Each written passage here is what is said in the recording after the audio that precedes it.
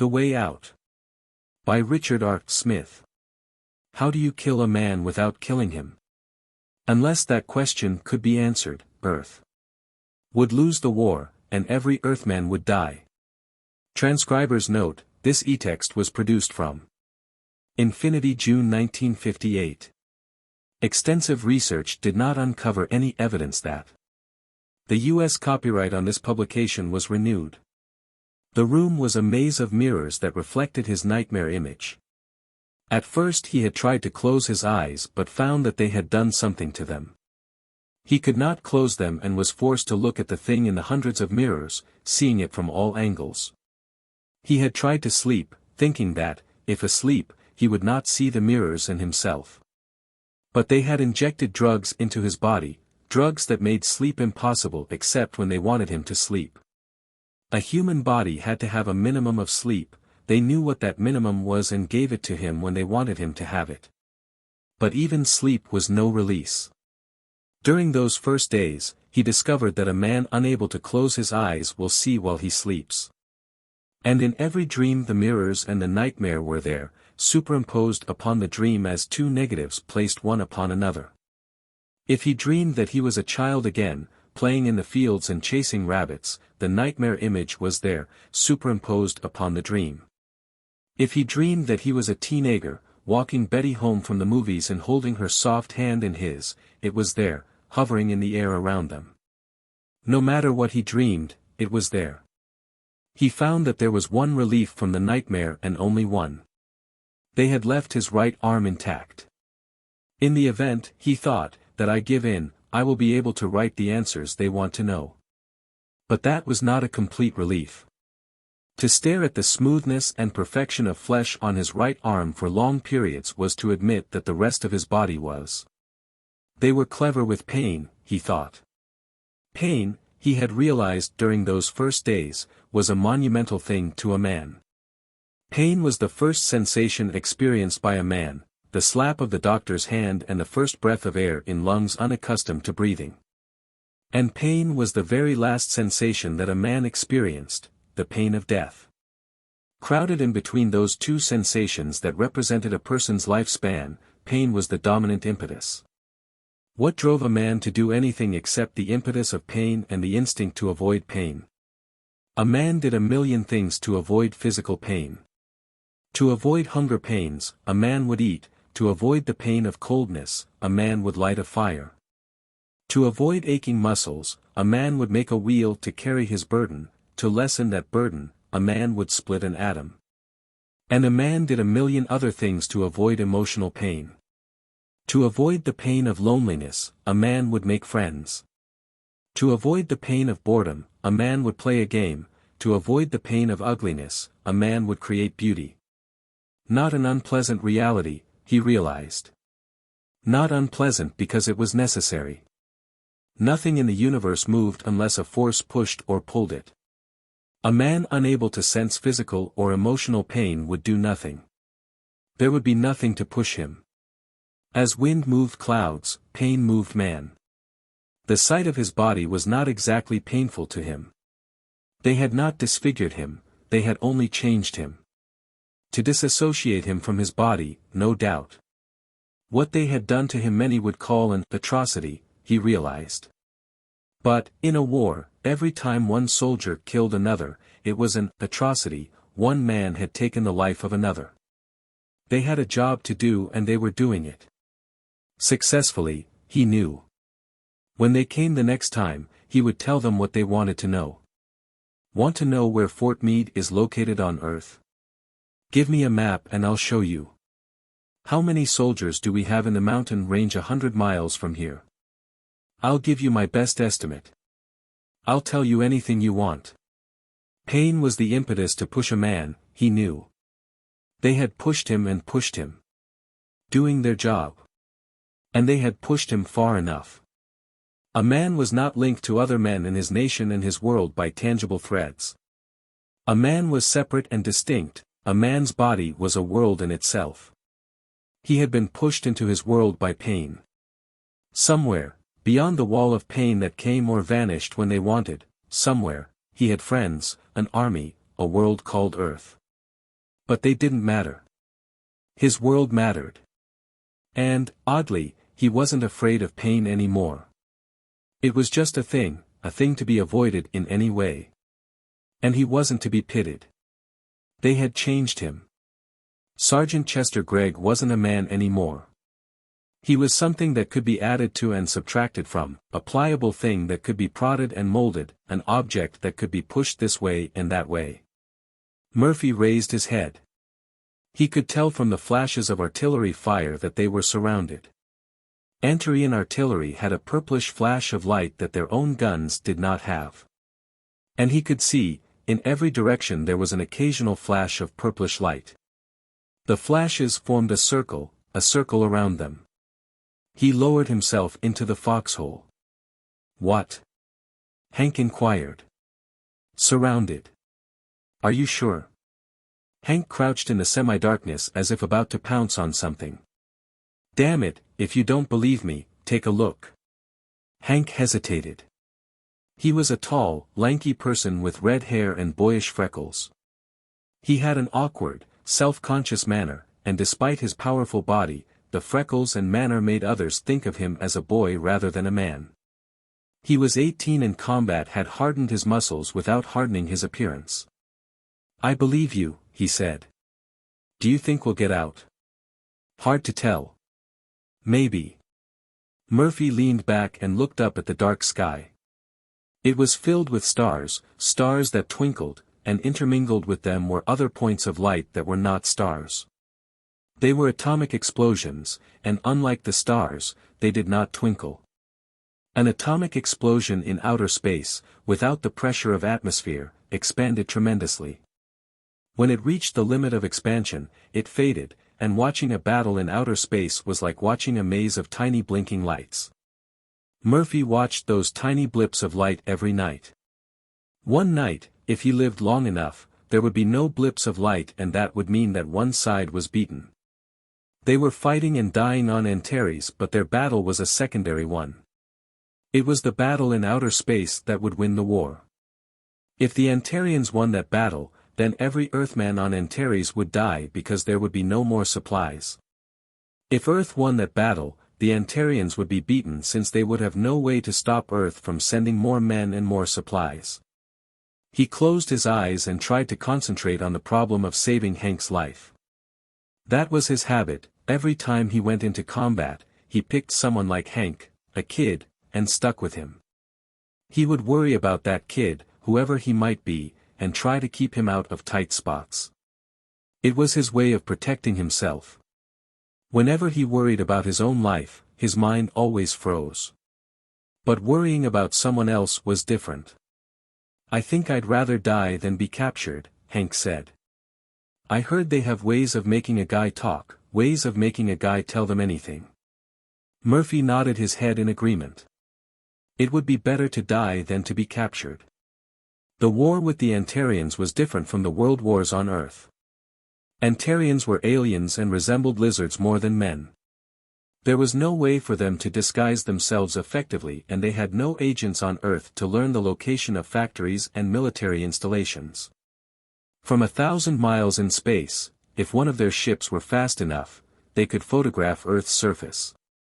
Closer than 1,000 miles, rockets from Earth's interceptor system could destroy a ship.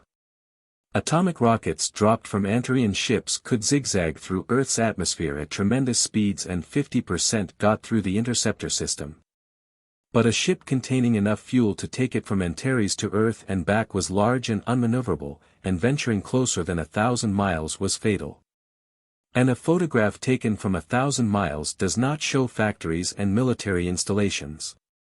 Through magnification, the photograph will show rivers, mountain ranges, land masses, and varicolored patches of land that could be cities or anything. So the Antarians had been forced to hurl atomic bombs aimlessly. Those that got through the defensive system usually struck deserted areas. The Antarians had only one choice: capture as many soldiers as possible and make them tell where military targets were located. And to them, men were an alien form of life. Their science was not adapted to the human body. They had no drugs to affect the human mind. In the middle of an interplanetary war, they could not spare the workers, time, wealth, and effort to invent drugs that had taken mankind itself years to produce. But it took them only a few minutes to make a whip. As Murphy listened, the distant rumble of exploding shells grew in volume. They were walking shells across the surrounded area. He flattened himself against the bottom of the foxhole and covered his ears with his hands. Even through his hands, the roar of explosions was deafening, and he felt the ground shake while shell fragments whistled through the air above. That was Antarean tactics, he remembered.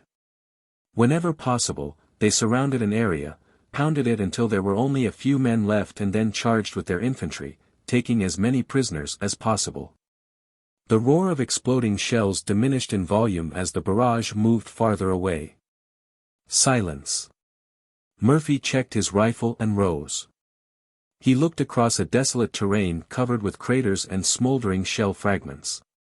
The forest near them, that weird forest of 100-foot trees with green trunks and yellow leaves, was almost gone. The barrage had left only a few trees upright. Trees with their branches torn from them. Trees that looked like shadowy fingers pointing at the stars. "I suppose they'll be coming now," Hank said.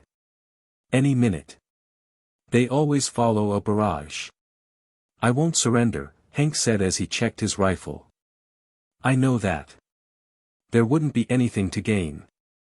You couldn't surrender if you wanted to." "Huh. The army doesn't allow it. You see, the army tells you what to do, how to do it, when to do it, and where to do it. There's regulations in the manuals to cover everything. If there aren't regulations about something, that's because the army doesn't allow it. There are no regulations about how to surrender. That means you can't surrender. Suppose you haven't got anything to fight with. No dice. If you've only got one bullet, you fire that bullet. Then you use your bayonet.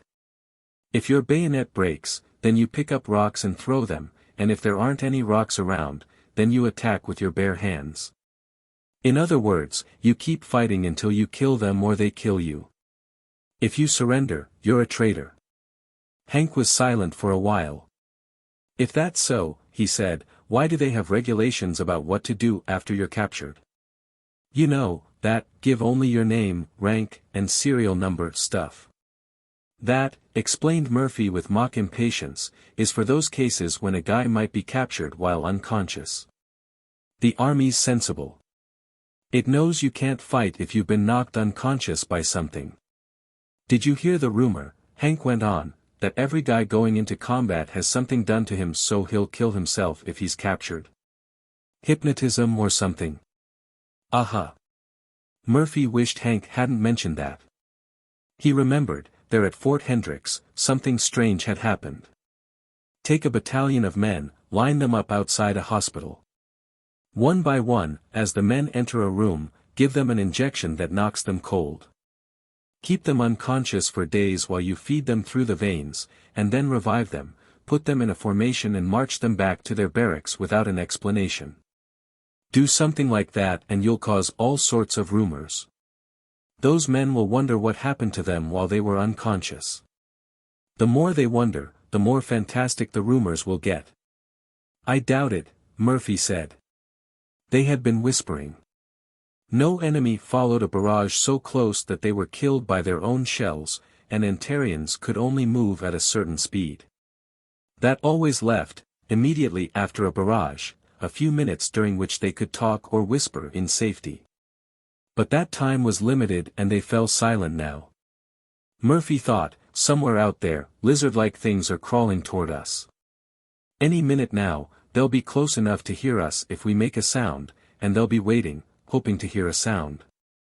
They'll be holding their weapons with their tentacles as they move closer. They should be in a zoo where you could see them on Sunday afternoons and laugh. They're funny looking, but it's hard to laugh at them while they're trying to kill you." A rumble of sound. Murphy swung his rifle, aiming through the sights. It was a tank. They had no hand grenades, and it was impossible to knock one out with a rifle. But, he reminded himself, he had explained to Hank. It was a soldier's job to fight, even with rocks if necessary. No. It was one of their tanks. Let's go. Maybe they'll give us a ride. They climbed out of the foxhole. Murphy ran toward the tank, raising his arms above his head, not a gesture of surrender, but a means of recognition. Antarians could walk on their hind legs, but their physiology did not allow them to raise their forelegs above their heads as men could. At night, when nothing could be seen clearly, it was the most effective password. The tank stopped. A voice came at them through the darkness. "What the hell do you want? Got room for 2 more?" Murphy inquired. "Give us a ride out. We're low on ammunition." A moment's hesitation, then, "Get in." Climbing into the tank was like climbing into a dark well. When the lid closed behind them, there was no light. The darkness annoyed Murphy, but he realized it was necessary. There were no slits for the crew to see through. Slits allowed bullets, radiation, and poison gas to enter a tank. The crew observed through periscopes that fitted tight against their faces. They were trained to work in the dark. It was a long, rough ride through the night. Murphy listened to the crew members, the roar of the motor. Now and then there was the sharp bark of the tank's cannon, and even through 4 inches of steel and lead he heard the roar of shock waves from distant atomic explosions. Hank whispered, "That wasn't right, was it? I mean, leaving like that, N. Ever hear of strategic withdrawal?" Murphy asked. "We'll live to fight another day." Murphy slept at times. One time, after being awakened by a nearby explosion, one of the tank crew asked him his name and what unit he was with. He said he would radio their unit and ask if their CO had orders for them. Murphy gave his name and unit, then fell asleep again. Sometime during the night, he felt a hand shaking him. "You lucky stiffs," a voice in the darkness said. "Your CO says you're to return to Earth on the next ship." Colonel Donovan climbed out of the jeep and walked a distance. He was a tall, husky man with powerful shoulders and prematurely gray hair. His face was hard and weather-beaten, and his eyes held the only hint of his intelligence. He did not have the delicate features and slender fingers of an intellectual, but his gray eyes were cold and alert. He had climbed to the rank of colonel partly by his physical strength and partly by that deceptive intelligence. He had an aggressive way of tackling a problem, a way of prodding it and beating it with his mind as if it were a physical thing and he were beating it with his fists.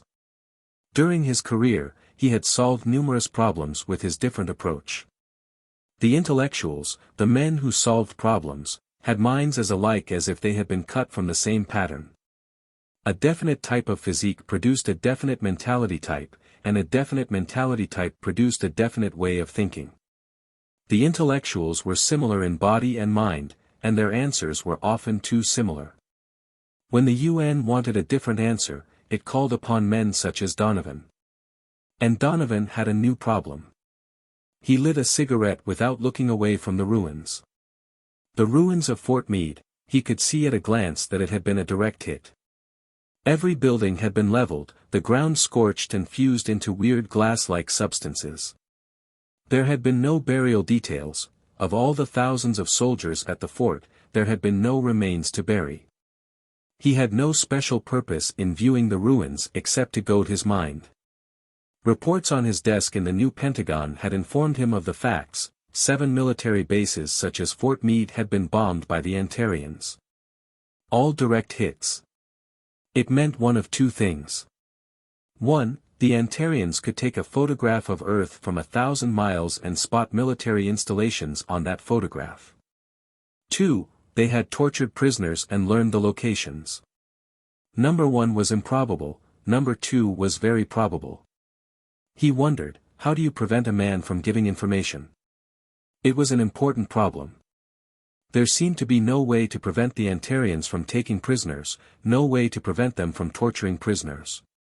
If they captured enough prisoners, they could learn the location of every military base and war plant on Earth. Every soldier knew the location of something vital, almost every soldier could point to it on an aerial map. It was a simple matter of spotting rivers and mountain ranges and judging distances. The possibilities of preventing their men from talking were few, he realized. There was the standard answer: give a pill to every soldier and tell him to swallow the pill if he's captured. But that was the wrong answer. It had been used before, but only in the case of espionage agents. Used on an army of men, it would have a demoralizing effect. It would imply that you expected them to be captured. And what percentage of men would commit suicide? Besides that, the news would sooner or later leak out to the civilian population and have a demoralizing effect upon them. How would millions of mothers and wives feel if they knew their sons and husbands had been ordered to kill themselves if captured? No, suicide pills were not the answer. It had to be something different, something original, and as foolproof as anything could be. Preferably a way to kill a captured soldier, a way that the soldier was not aware of. Death seemed the only solution. Any man, tortured hard enough and long enough, would talk. How could you keep that man from talking except by killing him? And still, it wasn't right to kill your own men. How, he thought, can you kill a man without killing him? Hank was pacing the floor. We're on our way, Murph. Back to Earth. No more combat. We'll train other guys how to fight. Instructors. What a deal. Weekend passes, girls, beer, fried chicken, real milk. Lay off, Murphy said. We aren't there yet. Sitting there on the edge of the cot, he struggled for a sense of reality. Nothing seemed real. Nothing had seemed real since they left the foxhole. There everything had seemed real, the coldness and wetness of the mud beneath them, the stars in the sky above them, 1,000 other things. But, in the tank, there had been nothing but darkness and voices in the darkness. The tank had broken through the Antarean lines and taken them directly to a spaceport. There, in a thick fog, so thick that you could see only a few feet in any direction, they had boarded the ship. In the darkened ship, they had been led to this compartment. They had seen only 2 men aboard the ship. 1 crew member, seen at a distance, and Greg, the ship's captain. Now they were in outer space, in a small compartment aboard a huge ship. It didn't seem real, and he felt as if they were walking through a shadowy dream. The door opened and Captain Chester Gregg stepped into the room. Gregg, Murphy reflected, looked as if he had been taken apart and put together again. There were lines in his face, not lines that came from facial muscles, but the clean-cut lines of a surgeon's scalpel, lines that divided his face into small sections. And the flesh from his forehead to his chin did not change shade gradually. Each section was a slightly different shade than the section next to it. Not a hideous effect, but noticeable when you looked at him closely. Greg was evidently conscious of his appearance, for he stayed in the shadows as much as possible. Greg glanced around the room and grinned. How do you like your quarters? Fancy, huh? Great, Murphy said. Almost as good as the Ritz. Are we the only passengers? Greg nodded his head affirmatively. We had to leave in a hurry. We were scheduled to take more men back, but the Antarians were about to take over that port. We were lucky to get out when we did. Greg hesitated, then went on, you guys are going to have a tough job when you get back. Not as easy as you might think. I know. I was in the infantry for a while, in a training outfit. Hard work. He placed some papers on the table. Here's your homework. Homework? Hank repeated. It's the newest thing, Greg explained. They figure that men who've been in combat with the Antarians can train recruits better than men back on Earth who've never even seen the Antarians. The plan is to train men like yourselves on the way back to Earth. No time wasted. That is, they plan to teach you how to train others. We have a colonel and a couple lieutenants aboard. You fill out those papers and they'll judge your knowledge of military procedure. Then they'll know exactly how much they'll have to teach you. When Greg left, Murphy examined the papers. As Greg said, the papers were a test of their knowledge of military procedure. There were yes and no questions, questions such as describe procedure to infiltrate enemy lines, describe procedure for establishing night patrols, describe alternate code system. Hundreds of questions. And an aerial map. The question, give the approximate location of Fort Johnson. And in small print at the bottom, the notation that this was a test of memory and ability to judge distance. Look at this, Hank. Hank studied the map and question. That's easy, he said. I was stationed at Fort Johnson. There's Salt Lake. See? Fort Johnson is about. I said look, not talk. Murphy rose and glared at Hank. You're stupid, he added. What's the matter with you? Hank inquired, his jaw sagging. You're stupid, Murphy repeated. Don't you ever question anything? This whole thing smells fishy. He paced the floor, glaring at the metal walls.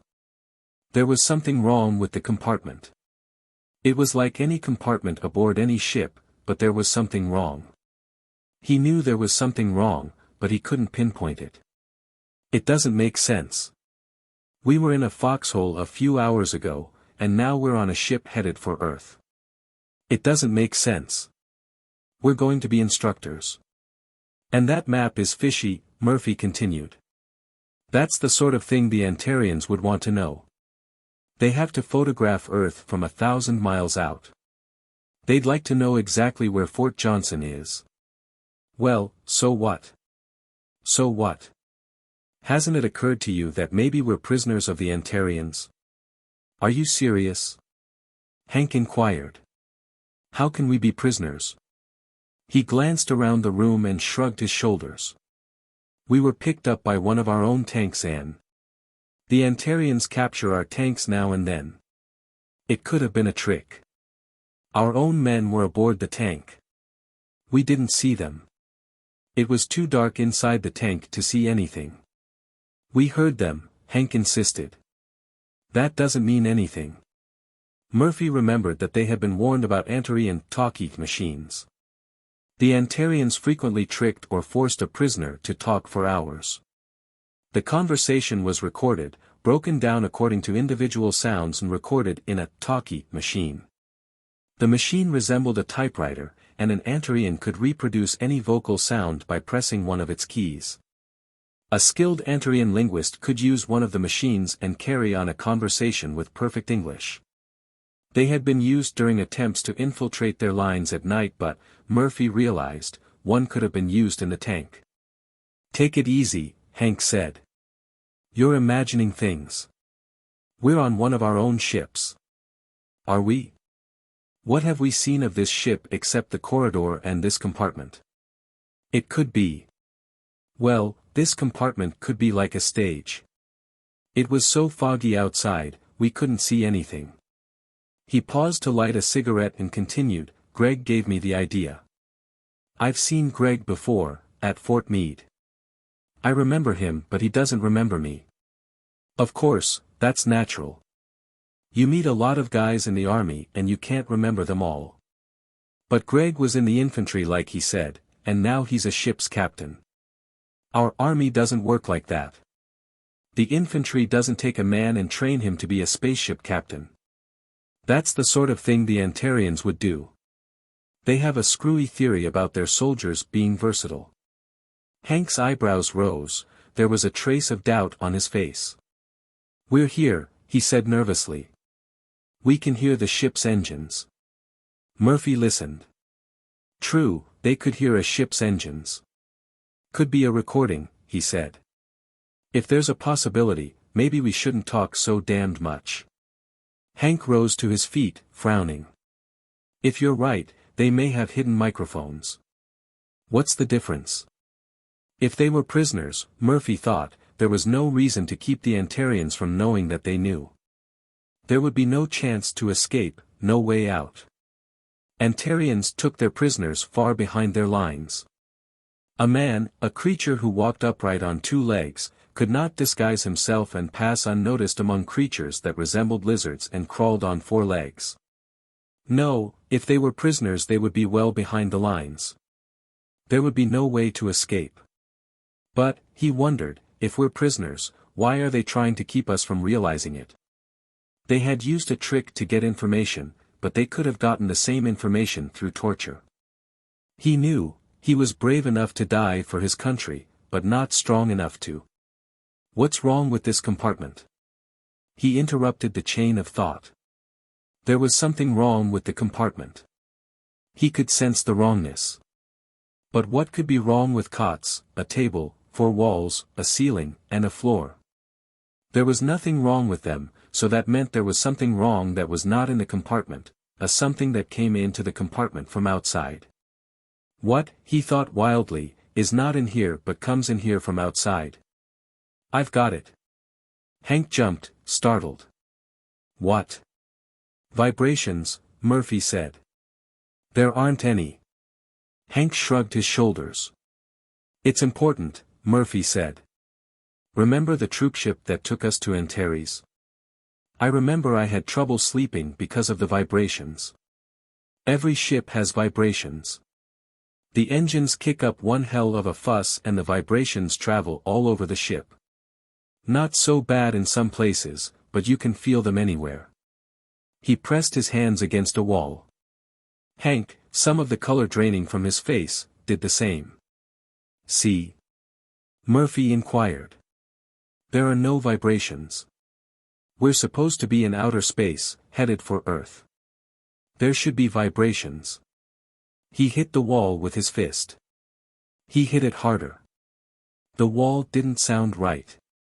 Taking his bayonet, he jabbed the wall. The blade cut through a thin layer of metal, a layer of metal no thicker than 1/16 of an inch. Laughing wildly, he cut a large rectangle, the section clattered to the floor, exposing a layer of wood. He kicked at the wood, dry, crumbling wood that gave way beneath his foot. He climbed through the opening. Hank followed him.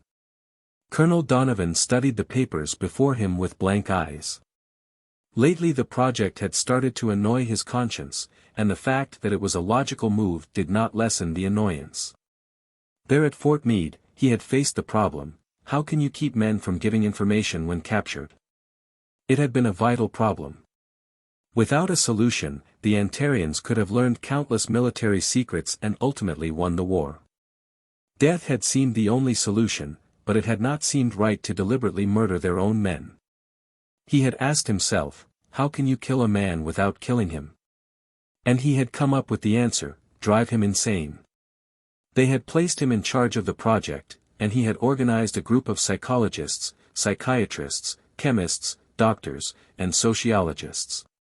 He had asked them, can you install the seeds of schizophrenia in a soldier, seeds that will bloom upon the realization that he is a prisoner of the enemy and only upon that realization? The answer had been, maybe, and they had started on the project. The system had been developed after months of research and experiment. It worked through a combination of surgery, hypnosis, psychiatric, encephalographic, and chemical treatment. All given to a soldier while under drugs and hypnosis. Although the originator of the system, no one had told him exactly how it worked.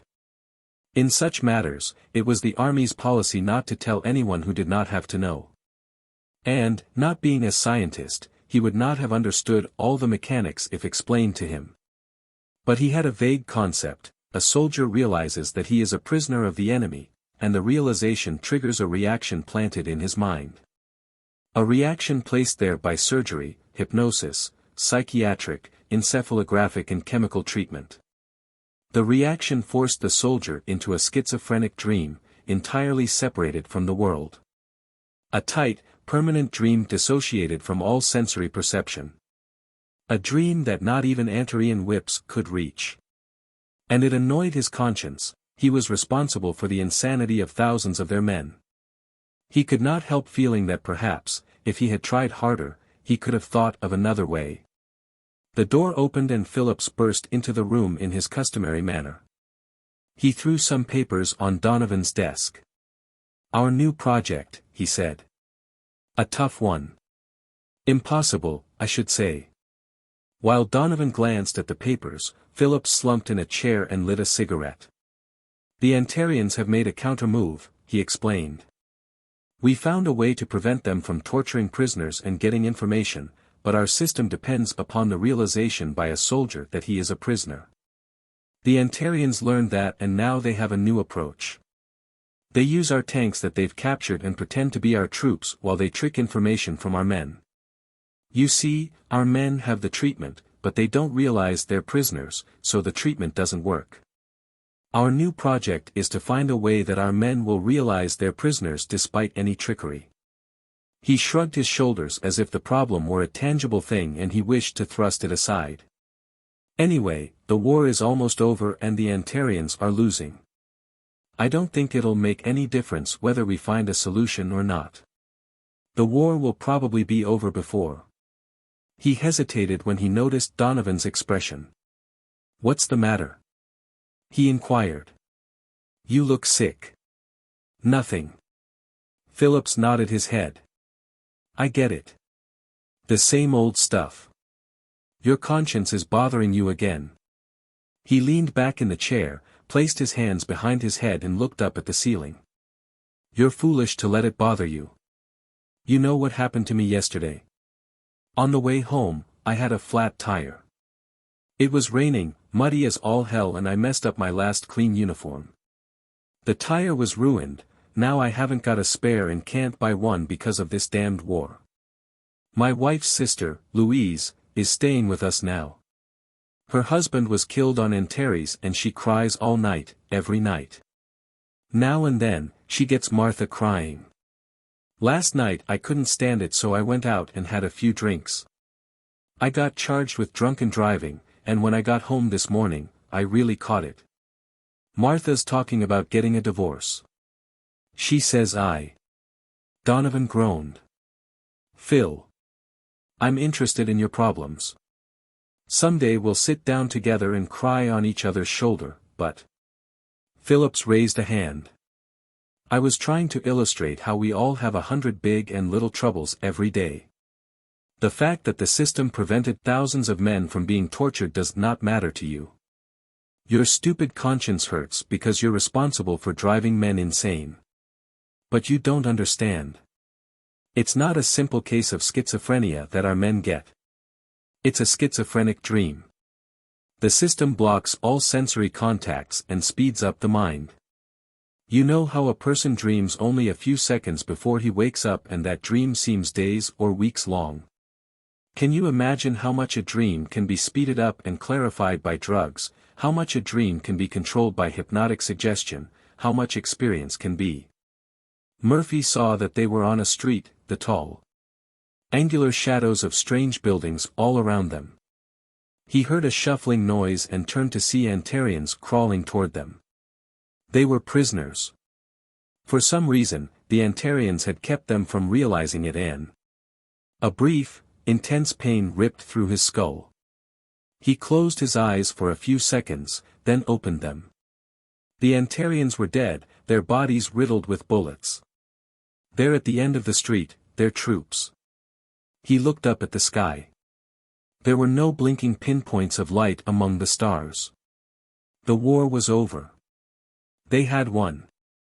The years that followed were good ones for Murphy.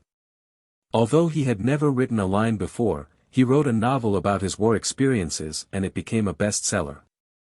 He went to Hollywood when a motion picture producer purchased the story and, unbelievably, became an actor.